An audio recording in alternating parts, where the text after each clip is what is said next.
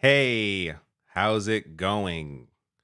So, tonight, within the next 10 minutes, hopefully, God willing, he's on time.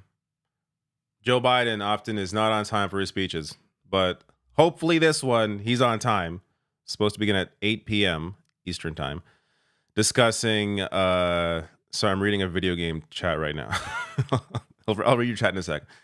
Addressing the fact that he had obviously decided to drop out of the race, and he's going to give his first address since doing so. He's had COVID over the weekend. I guess he's still dealing with the effects of it, or he's just coming out of it. So this is his first time in public. No, not really public. I guess first time speaking to the public. He's going to be in the White House giving this address. It's going to be. I just realized lights aren't on. There we go. I guess in terms of what to expect here. And don't worry, I got it in my window here, so I know when he goes live. In terms of what to expect, I guess we should just expect him to discuss why he decided to do this. I mean, I think a lot of it's going to be reiterating what was in his message. Just that he is all he's accomplished. He's going to talk about his accomplishments over the past 4 years, and then his decision to pass it on to the next generation. I'm not sure if he'll really directly address his health or anything like that. I'm going to guess he's not, but maybe he will. But I don't think he will, because then that would raise questions about, oh, but can he be president right now if he has these health problems? So it's more like he's just going to discuss, passing this on and doing what he's doing as president for the next 4 months until the election. I'll be curious to see whether or not he's going to talk about Kamala Harris at all, because this isn't supposed to be a campaign event for Kamala Harris, but he's gonna, I imagine, mention her. It is the vice president, but I don't know how much of the speech is going to be about that, because it just, in terms of what is sort of expected of a president in this role giving a speech like this, he doesn't want to turn it into a campaign event. And you've also had, I saw this, Donald Trump. Oh shit. There we go. I pressed an extra button on my mouse as I was dragging this over, so I thought I might screw up. Donald Trump, there we go, is demanding equal airtime. What a fucking loser. Demanding equal airtime because of Biden's speech that they're trying to claim as a campaign speech, which it's not. But in the letter, here it is, would likely address Biden's endorsement for Kamala Harris based on that assumption. They wrote, it appears that President Biden's speech will not be a bona fide news event, but rather a primetime campaign commercial, citing the FCC equal time rule. Mr. Warrington issued that, or insisted that Mr. Trump be given similar time on air, arguing that Mr. Biden's address was a campaign speech. But it's clearly not. He's not the candidate. It can't be a campaign speech.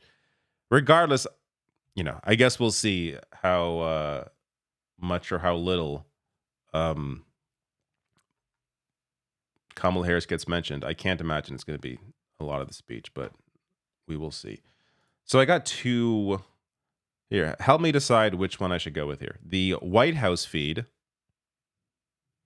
or the C-SPAN feed.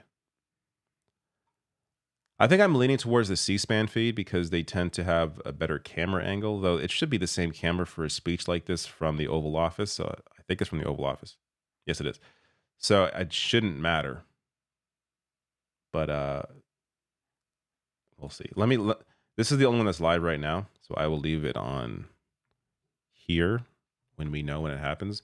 But I'll switch over once I know it goes live. I'll switch over to the C-SPAN feed.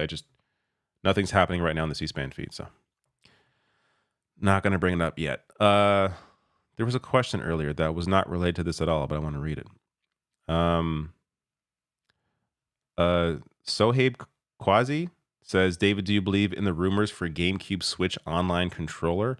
Also, what game has the best soundtrack in your opinion? I heard a bit of.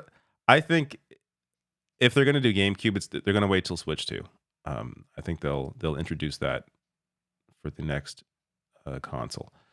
In terms of what is the best soundtrack, are we talking original soundtrack or are we talking like a collection of songs for a game? I'd have to sit and think on that. God, that's a hard question to think, or a hard question to answer in the spot, because I'm trying to think what music has stuck with me. I feel like if I answer anything, I'll regret my answer. But one soundtrack that stands out to me in terms of real music that was put into a game is SSX3. For whatever reason, that game, that soundtrack at that time in my life, great soundtrack for snowboarding. But that's what comes to mind in terms of that. In terms of original soundtrack, I don't know. God, dude, I don't know. I don't have a good answer right now. Donald says Brainworms 2024. I do not support Brainworms 2024. I think there's actually some good. There is now a reason to be hopeful. I'm not sure about you, but I have felt some hope in the world since Joe Biden decided that it is his time to drop out. I feel like we can actually look. Obviously, the world's problems aren't going to be solved even if Kamala Harris wins. But the fact that now there is actually a real campaign fight, and it isn't just waiting till Trump wins the election, which is what it appeared like before.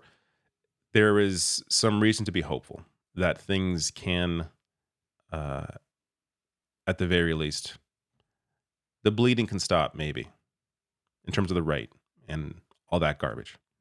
Maybe. Maybe. No guarantees. Of course, it requires people to, work for it and vote and accomplish it. But I think it's important to not have a authoritarian in the White House. I hope that's not a crazy thing to say. I think it's obvious. Coltog says, I miss David's golf green background. No, you don't. Because you wouldn't normally see it. It's a green screen. So it wouldn't even be on screen. I don't miss it at all. I prefer a wall. And I got some lighting here. I could change the color of the lighting if you want. I just think I don't got to deal with, the issue. The other issue with the green screen is the lighting's all messed up because of the chroma key. My skin never looked right on the green screen. At least now my skin's a little more natural. I don't have to deal with the chroma key. So I don't need a green screen. What are we at? It's 8:00 now. Let's check the C-SPAN has not gone live. Refresh that feed.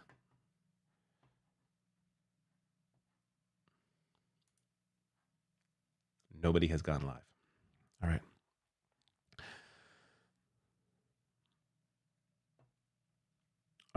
James says, do you feel slightly safer being in Canada if Trump wins? Asking for a friend myself. I mean, obviously, yes. But non-Americans maybe don't really understand how much of an impact the U.S. has on the rest of the world, especially Canada, because we're also heavily impacted by cultural discussions and cultural movements. So I feel a hell of a lot better. Even though I'm not American, I feel a hell of a lot better that Trump is facing some competition. Hopefully he loses. I don't want to say he's going to lose. But that there's a good chance, or at least a chance, that he does not win. Some people bring up the Netanyahu speech today. I'm amazed how many people in my social feeds were actually watching that Netanyahu speech. I don't have the stomach to watch that guy. I don't need to watch modern day Hitler give a speech to Congress. It's disgusting. Maybe I'll see some clips. I saw some quotes. That was enough for me. I did see Rashida Tlaib there holding up the sign. I think she was calling him a war criminal. Up. Fellow Americans, I'm speaking to you tonight from behind the Resolute desk in the Oval Office. We're going to go here. That's better. In this sacred space, behind the Resolute desk in the Oval Office. In this sacred space, I'm surrounded by portraits of extraordinary American presidents. Thomas Jefferson wrote the immortal words that guide this nation. George Washington, who showed us presidents are not kings. Abraham Lincoln, who implored us to reject malice. Franklin Roosevelt, who inspired us to reject fear. I revere this office, but I love my country more. It's been the honor of my life to serve as your president. But in the defense of democracy, which is at stake, I think is more important than any title. I draw strength and I find joy in working for the American people. But this sacred task of perfecting our union is not about me. It's about you, your families, your futures. It's about we, the people. We can never forget that. And I never have. I've made it clear that I believe America is at an inflection point. One of those rare moments in history when the decisions we make now will determine our fate of our nation and the world for decades to come. The volume is at max. America's going to have to choose between moving forward or backward, between hope and hate, between unity and division. We have to decide, do we still believe in honesty, decency, respect, freedom, justice, and democracy? In this moment, we can see those we disagree with not as enemies, but as fellow Americans. Can we do that? Does character in public life still matter? I believe I know the answer to these questions because I know you, the American people.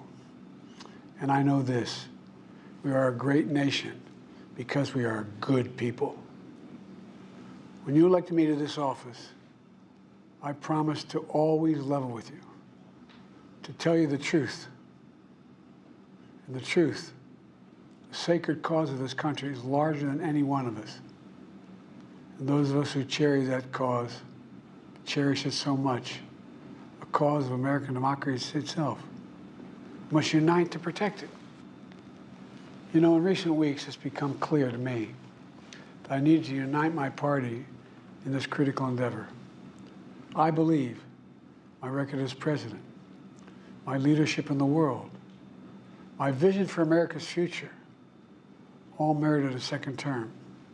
But nothing can come in the way of saving our democracy. That includes personal ambition. So I've decided the best way forward is to pass the torch to a new generation. That's the best way to unite our nation. You know, there is a time and a place for long years of experience in public life. There's also a time and a place for new voices, fresh voices, yes, younger voices. And that time and place is now. Over the next 6 months, I'll be focused on doing my job as president. That means I'll continue to lower costs for hardworking families, grow our economy. I'll keep defending our personal freedoms and our civil rights, from the right to vote to the right to choose. I'll keep calling out hate and extremism. Make it clear there is no place in America for political violence or any violence ever, period. I'm going to keep speaking out to protect our kids from gun violence, our planet from climate crisis that is the existential threat. And I will keep fighting for my cancer moonshot so we can end cancer as we know it, because we can do it. And I'm going to call for Supreme Court reform because this is critical to our democracy, Supreme Court reform. You know, I will keep working to ensure America remains strong and secure and the leader of the free world. I'm the first president in this century to report to the American people that the United States is not at war anywhere in the world. We'll keep rallying a coalition of proud nations to stop Putin from taking over Ukraine and doing more damage. We'll keep NATO stronger, and I'll make it more powerful and more united than any time in all of our history. I'll keep doing the same for our allies in the Pacific. You know, when I came to office, the conventional wisdom was that China would inevitably surpass the United States. That's not the case anymore. And I'm going to keep working to end the war in Gaza, bring home all the hostages, and bring peace and security to the Middle East and end this war. We're also working around the clock to bring home Americans being unjustly detained all around the world. You know, we've come so far since my inauguration. On that day, I told you, as I stood in that winter, we stood in a winter of peril and a winter of possibilities. Peril and possibilities.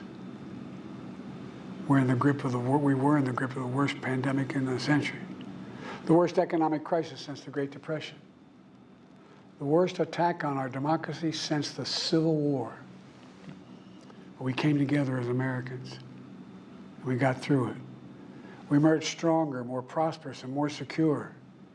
Today, we have the strongest economy in the world, creating nearly 16 million new jobs, a record. Wages are up. Inflation continues to come down. The racial wealth gap is the lowest it's been in 20 years. We're literally rebuilding our entire nation, urban, suburban, rural, and tribal communities. Manufacturing has come back to America. We're leading the world again in chips and science and innovation.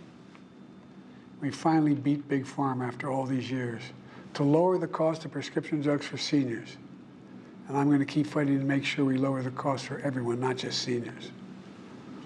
More people have health care today in America than ever before. And I signed one of the most significant laws helping millions of veterans and their families who were exposed to toxic materials. You know, most significant climate law ever in the history of the world. The first major gun safety law in 30 years. And today, the violent crime rate is at a 50-year low. We're also securing our border. Border crossings are lower today than when the previous administration left office. I've kept my commitment to appoint the first black woman to the Supreme Court of the United States of America. I also kept my commitment to have an administration that looks like America and be a president for all Americans. That's what I've done. I ran for president 4 years ago because I believed and still do that the soul of America was at stake. The very nature of who we are was at stake. And that's still the case. America's an idea stronger than any army, bigger than any ocean, more powerful than any dictator or tyrant. It's the most powerful idea in the history of the world. That idea is that we hold these truths to be self-evident. We're all created equal, endowed by our Creator with certain inalienable rights: life, liberty, pursuit of happiness. We've never fully lived up to it, to this sacred idea, but we've never walked away from it either. And I do not believe the American people will walk away from it now. In just a few months, the American people will choose the course of America's future. I made my choice. I've made my views known. I would like to thank our great Vice President Kamala Harris. She's experienced, she's tough, she's capable. She's been an incredible partner to me and a leader for our country. Now the choice is up to you, the American people. When you make that choice, remember the words of Benjamin Franklin hanging on my wall here in the Oval Office, alongside the busts of Dr. King and Rosa Parks and Cesar Chavez. When Ben Franklin was asked, as he emerged from the convention going on, whether the founders have given America a monarchy or republic, Franklin's response was, a republic, if you can keep it. A republic, if you can keep it. Whether we keep our republic is now in your hands. My fellow Americans, it's been the privilege of my life to serve this nation for over 50 years. Nowhere else on earth could a kid with a stutter, from modest beginnings in Scranton, Pennsylvania, and Claymont, Delaware, one day sit behind the resolute desk in the Oval Office as President of the United States. But here I am. That's what's so special about America. We're a nation of promise and possibilities, of dreamers and doers, of ordinary Americans doing extraordinary things. I've given my heart and my soul to our nation, like so many others. I've been blessed a million times in return with the love and support of the American people. I hope you have some idea how grateful I am to all of you. The great thing about America is here, kings and dictators do not rule, the people do. History is in your hands. The power is in your hands. The idea of America lies in your hands.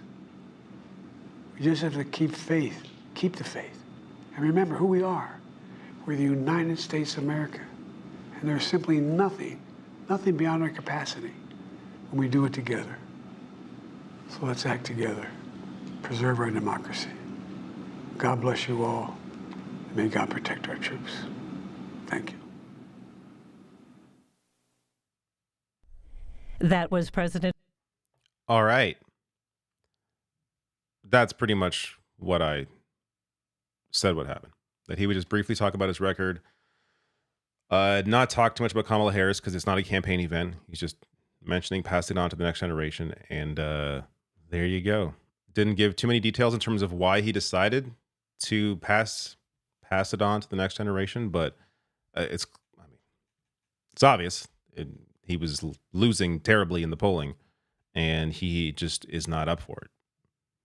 It looks like he had maybe a bruise there on the side of his mouth. I could be wrong. Maybe he's had that before, or maybe he already had that. I don't know. That just for some reason stood out. Um, but doesn't it's Joe? It's Joe Biden. He's not the same guy he was, 4 years ago, let alone 8 years ago, or 2012 is. I really back then. I can think back to that debate he had with Paul Ryan. I mean, he is not that guy anymore. You go back and watch clips of that debate with Paul Ryan. He's not the same guy. This was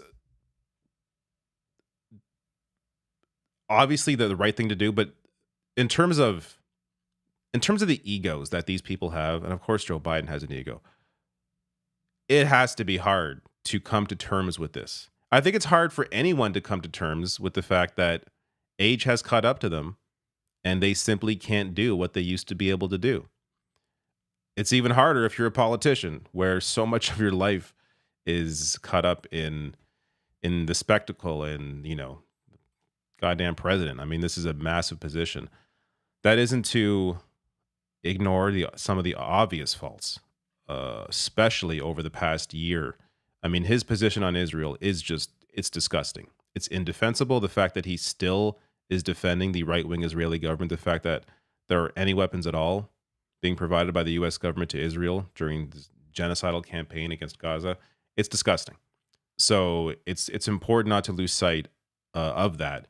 It's just to acknowledge that this was kind of expected in the sense that we kept talking about it, but at the end of the day, I don't think it was still surprising to see him come to this decision, considering who he is and what's been going on.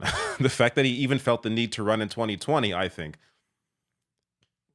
looking back, I would say maybe not the right decision. I really think that would have been Bernie's campaign. He would have won that. He would have easily beat Trump.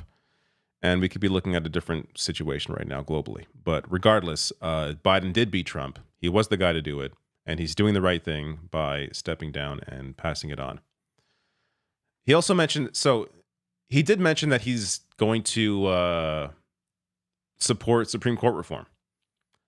It took him forever to get to this point, but he's doing it on his way out the door. At least he's going to start the discussion around it. I'm not sure how much he can actually do, but there was in case you're ever looking for like a good in-depth pieces on various political issues.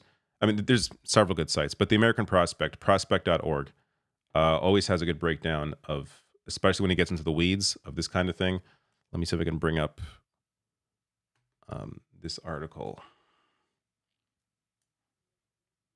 So there we go. So they have a piece here. Kamala Harris has an opportunity on SCOTUS reform. So they go on to discuss how, before Biden announced, he was all set to announce a major initiative to reform the U.S. Supreme Court. That was just days before he suspended his campaign. So people thought, all right, I guess we're not going to hear about this now. But it sounds like we are going to hear about it. Just got to wait to see what it is. But this also helps to open up the door for Kamala Harris to make this a fight as well. And if he gets started, even better. I really hope to see the main division that Kamala Harris needs to make between herself and Joe Biden. And this is going to be tough because she's still the vice president. But the main separation that she needs to make is her difference when it comes to Israel and Gaza, because that is a major reason why Joe Biden lost a lot of youth support. And even forgetting the politics for a second, the right thing to do is to look at these human rights atrocities objectively, support what the International Criminal Court has concluded. So, especially for someone like Kamala Harris, where she can make the argument, she wants to make the case against Donald Trump as a former prosecutor. How can you stand on that line and not also stand with the International Criminal Court? Like, you have to stand with international law as well as, when it comes to Trump and all his law breaking. there's a consistent message there that she can deliver if she's willing to speak on it. So this also applies, by the way, to her VP pick. Mark Kelly today, who was one of the front runners, or is one of the front runners to be her VP, was at Netanyahu's speech and apparently clapped during a portion where Netanyahu talked about how, these protesters, they're probably funded by Iran. And Mark Kelly was apparently clapping at that. Mark Kelly also voted against the Labor, or the PRO Act, the Labor Act. So a bad vote when it comes to labor, clapping for Netanyahu. I think these are two strikes. You're out. Josh Shapiro made some questionable comments about Palestinian protesters, but he's also in the past before that, he did defend protesters that were, or I shouldn't say he criticized Netanyahu back in, I think it was January. So it's not like he is all in for Netanyahu. There's a video on my channel today. Tim Walz, he's a choice. Minnesota governor. He is fantastic. He is charismatic. He has accomplished a ton for his state with just a 1-seat majority. And he hasn't said anything stupid about Israel or in support of Israel, at least as far as I've seen. So, and he's very pro-labor. He's a former high school teacher. So that, I think Tim Walz is a great choice.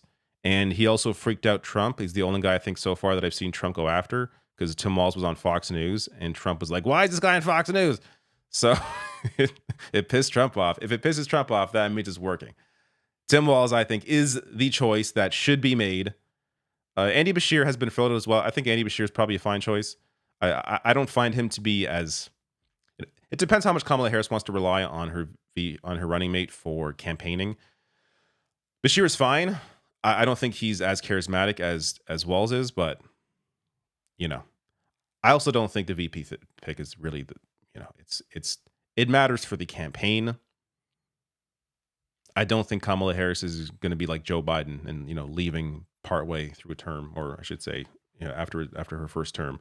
So it's more about the campaign and the person that will be in Kamala Harris's ear when it comes to various issues. And I think you want someone like Tim Walz there, who is has more of a working class record. The anti-corporatist says, first you said Bernie, now you said Tim Walz, which the Bernie video, if you watch the video, go watch the video. I'm not like, in an amazing, perfect world where Bernie could actually be the vice president, sure, he'd be a great pick. That's not realistic. Tim Walz is actually being looked at. So that's the difference there. The issue with Bernie, I think, look, Bernie's right there. I keep pointing the wrong side. Bernie is right there. I love Bernie. Age is going to be an issue. The fact that Biden had to get out because of his age, Bernie's older than Joe Biden, even though, yes, we all know Bernie is mentally in a better place than where Joe Biden is. That still, people get hung up on the number. She's not going to put someone there who's older than Joe Biden, like obviously. So in terms of a realistic choice and someone who is actually being vetted right now, Tim Walz, I think, is the best choice available. Let me see what other chats I can see here.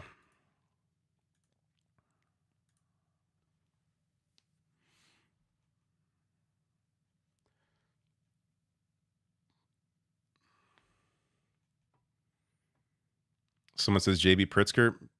Pritzker seems like he's too big for the ticket. I don't mean physically, even though he's a big man, but I think he's good where he is, and I think he's very useful, not as a VP. Like again, VP doesn't do a whole lot when they're actually in the position. That's also, I saw some comments on my Tim Walz video. People who live in Minnesota were like, no, we don't want him. We want him here, please. He has more to do in Minnesota. So I totally understand. This is the other issue when it comes to this sort of choice is you're taking someone usually, unless it's like Roy Cooper, who I believe is retiring or at least leaving his position. But for everyone else, as far as I saw, I think everybody else that is currently being vetted is currently in some kind of position where they are wanted. So that's just the reality of it. Is you are likely going to take somebody out of a position that people still want them to be in, but hopefully they can be replaced by somebody just as good. And you would hope whatever endorsement comes from the person that used to be there is going to give an endorsement to somebody who deserves to be in that position. or will do, at least as good of a job as they were doing.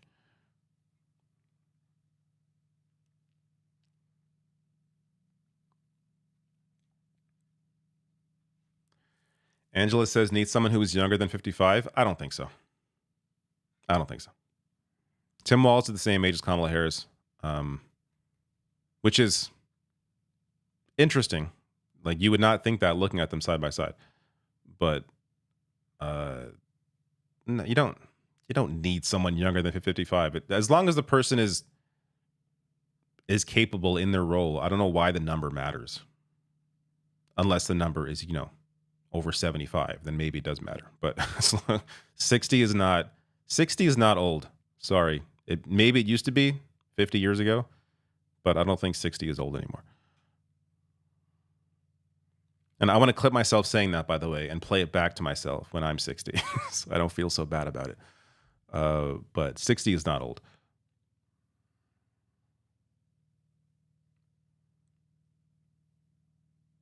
When you have rational national Super priorities. chat. Let me grab the super chat. Sean Kennedy says, what do you think of Pelosi boycotting Bibi's sociopathic speech to a group of sociopaths? I saw her, you know what? Let me bring up her tweet. I think for the first time in my life, I liked a Nancy Pelosi tweet on Twitter. Doesn't happen very often. Or did I like it? Maybe I didn't, because I can't find it now. Let me grab it. It may have been my Rational National account where I liked it.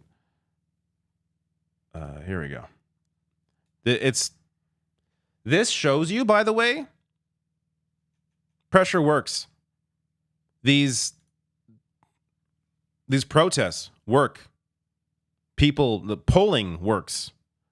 So understand, your voices do matter. It may not seem like it, it may seem like activists are screaming into a void, but no, when people work together and fight for something that is just so obvious, just human rights of Palestinians, then the message does get heard. It may take a while. It may take a while for things to change, but the message does have an impact. Pelosi tweeted out, Benjamin Netanyahu's presentation in the House chamber today was by far the worst presentation of any foreign dignitary invited and honored with the privilege of addressing the Congress of the United States. Many of us who love Israel spent time today listening to Israeli citizens whose families have suffered in the wake of the October 7th Hamas terror attack and kidnappings. These families are asking for a ceasefire deal that will bring the hostages home, and we hope the Prime Minister would spend his time achieving that goal. Because the barrier to a ceasefire, the barrier to bringing the Israeli hostages home, has been Netanyahu. It has not been Hamas. It's been at every single turn, Netanyahu has been the one to reject every single potential deal. Because his intention here is not to get out the hostages. His intention here is to completely graze Gaza and take it over. So, if you send me this tweet from the future, like a year ago, or when this whole thing began, I would think this was AI that wrote this, or like not AI, but somebody faked this tweet. But this is an actual tweet from Nancy Pelosi. This is real movement from the party that we have never seen before this. And understand that this, of course, isn't enough, right? This is just words, but this is how it starts. This is how change starts, is when they finally acknowledge the realities of what is going on.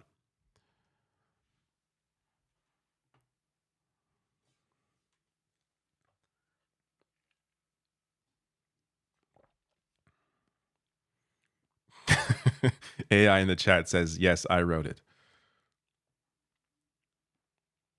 Oh, let me bring up, in case you missed it, Rashida Tlaib today. I'll probably do a video on this tomorrow. Unless some other massive breaking news happens, like it happens every day now. But here we go.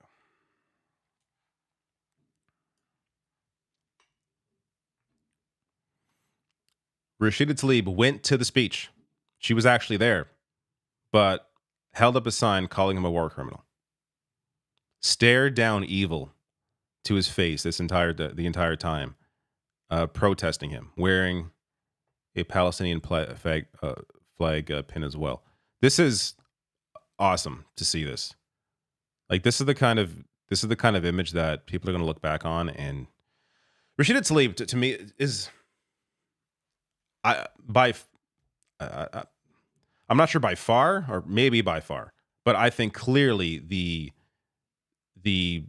best member of Congress there is, for lack of a better term. There, just someone who is incredibly principled, cares about people, sticks to her guns.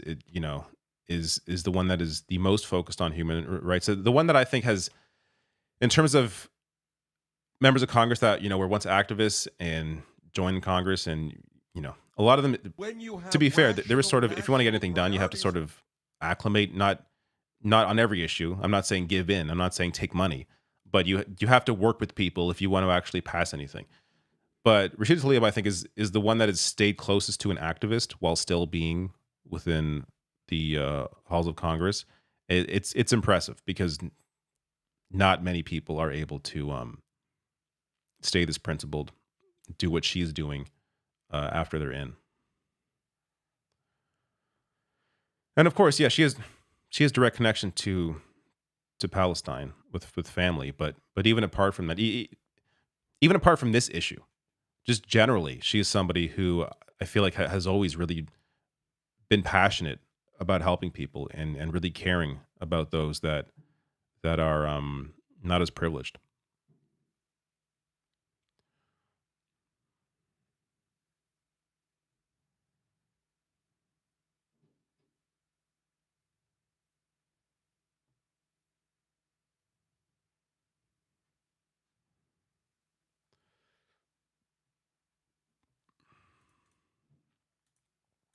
All right.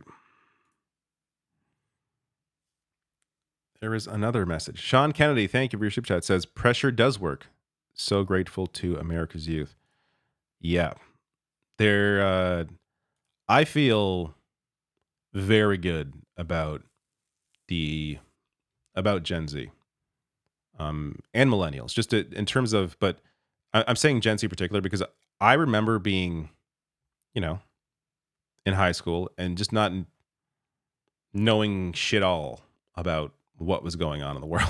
I'm not sure if that. I think part of that is just the internet was not really what it is now. There was less access to information. Things have just changed in that way. So it's, access to information is just greater, of course, than it ever was before.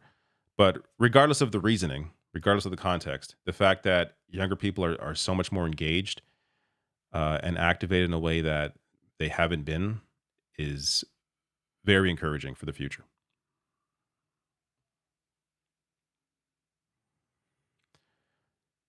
Do you think more should have protested in Congress instead of skipping? It wouldn't have hurt. I think that's definitely a way they could have gone.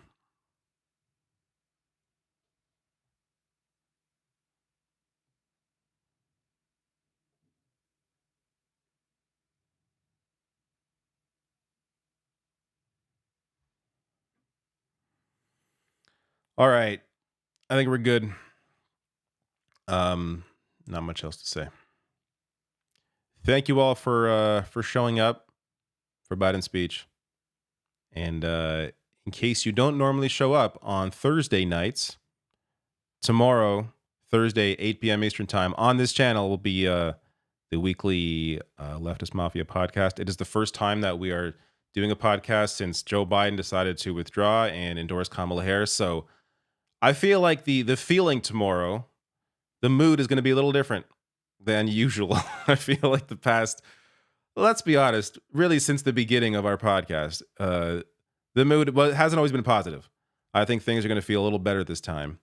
A little more positivity maybe during the podcast. So that will be fun. Hit the like button on this video, hit subscribe, hit the bell notification icon or wherever it is, and that will help to let you know when I post a video. And I post a video once a day. I go live once a week, maybe more if there are things happening. But your phone's not going to be blowing up is my point. So it's no bother to you for you just to hit that bell notification icon and hit subscribe. Of course, it's free. If you want to support the show, patreon.com/therationalnational or therationalnational.com/join. Link is also below the video in the description box. Help me out. Support the show if you enjoy what I do, and it helps keep me going. I don't have to rely too much on YouTube ads, which are not always great considering the content that I have to cover. They're not, that those ads aren't always there, so it's good to have some viewer support. Last chat here, super chat from Lawn Gnomes. Thank you. Says, I think members of Congress should have gone and then walked out, so it wouldn't look like a full house. Yeah, that's a good point. So the reason, in case you saw the speech, this was shared by AOC. There's essentially seat fillers. So people that didn't show up, those seats were filled by, I guess, whoever else was around. So it looked like it was a full house of people when it wasn't. Like half of Congress was basically missing. But it appeared like there was a full house for Netanyahu. But that would have been a good idea. Just show up and then walk out. Knowing politicians though, most of them are not like Rashida Tlaib. Most of them are not willing to be uncomfortable. So no PayPal, or not PayPal, ad block, not right now. Most of them are not willing to be uncomfortable. So, and I don't think they would be willing to do that, but that'd be a good idea. All right. Trying to see if there's anything else. All right. Thank you all. See you. Goodbye.